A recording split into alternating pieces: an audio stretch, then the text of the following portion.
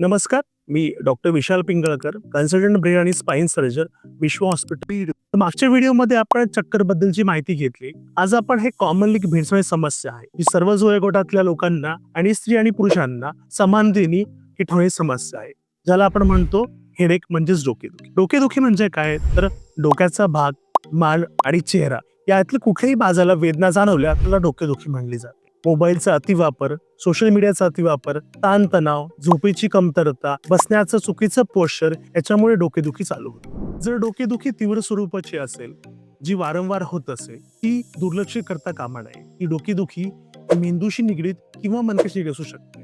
तर आपण डोकेदुखीची प्रामुख्याने कारणे जी आहेत, ज्यामध्ये migraine, tension headache, cluster headache किंवा सर्वायकोजेनिक हेडेक किंवा ब्रेन रिलेटेड जी समस्या आहे, ज्याच्यामध्ये मेंदूमधील गाठी, मेंदूमधला रक्तस्राव किंवा मेंदूला झालेल्या जखमा याच्यामुळे सुद्धा डोकेदुखी असू शकते. याबद्दलची अधिक माहिती जाणून घेण्यासाठी आमचा पुढील व्हिडिओ बघा आणि आपल्याला किंवा आपल्या आजूबाजूच्या कोणाला डोकेदुखीचा त्रास होत असेल तर हा व्हिडिओ नक्कीच बघायला सांगा आणि शेअर करा. धन्यवाद.